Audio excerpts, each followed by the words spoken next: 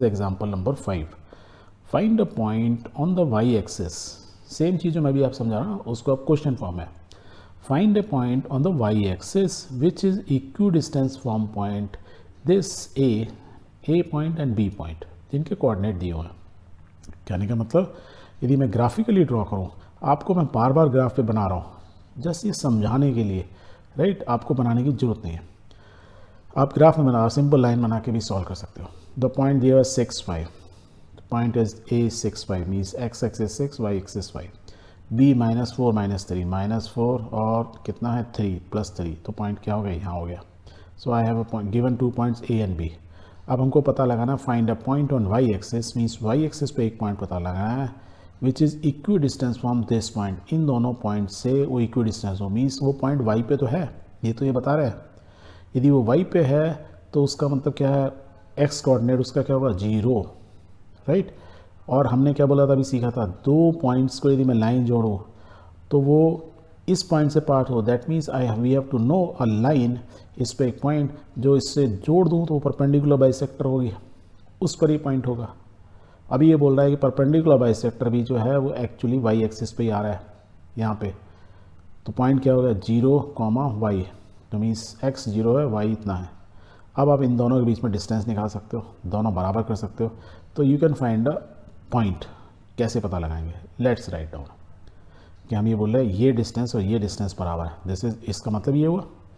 So we will write this way, we know that the point on the Y axis is of the form 0, y। क्यों होगा, क्योंकि x axis में नहीं होगा, y axis होने के लिए x कोऑर्डिनेट 0 ही होना चाहिए, अदरवाइज उसकी वो पॉइंट या तो किसी लेफ्ट कोऑर्डिनेट या राइट कोऑर्डिनेट में होगा। ठीक है, यहाँ तक clear, very good. So the let the point P 0 y equidistance from A B. Equidistance this is what is given, ये हमको दिया हुआ है। यदि ये इक्वी डिस्टेंस है, मीन्स इसका डिस्टेंस इसके बराबर है, तो by using the distance formula we can say ये पॉइंट 6 - 0 का स्क्वायर प्लस 5 - y का स्क्वायर, उसका अंडर रूट लूँ, और सेम में मैं इसका इधर अंडर रूट में यदि अंडर रूट साइन लगा देता हूँ तो मीन्स -4 - 0 और 3 - y का स्क्वायर, ये हो गया।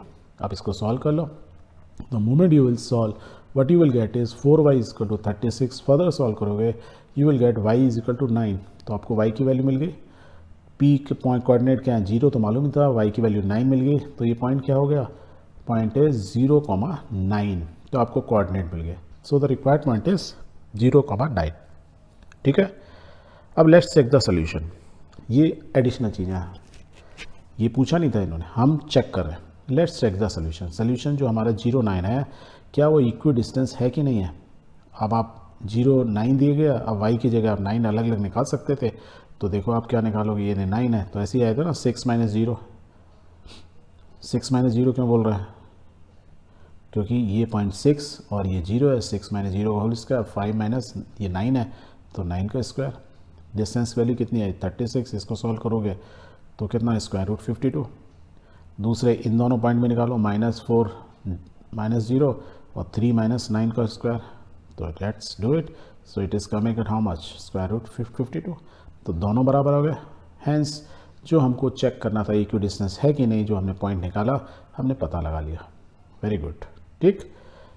अब यदि आप इन दोनों के बीच में ही पॉइंट यदि निकालोगे तो point will be somewhere here, और इस पॉइंट को यदि आप जोड़ोगे तो व्हाट यू विल गेट कि this will be the perpendicular bisector of what, A और बी को जो एक लाइन जो सेगमेंट ज्वाइन कर रही है उसका ये परपेंडिकुलर बाइसेक्टर है। और इस केस में वो परपेंडिकुलर बाइसेक्टर कहाँ से पास होगा, इधर से पास होगा, वाई एक्सिस को इस पॉइंट पे कट कर रहा है, that is point P whose coordinate है 0, 9। Clear, very good. And this way we can say कि point 0, 9 is the intersection of y axis and the perpendicular bisector of AB। ये यहाँ लिखने की ज़रूरत नहीं है, ये तो मैं आपको समझा रहा हूँ।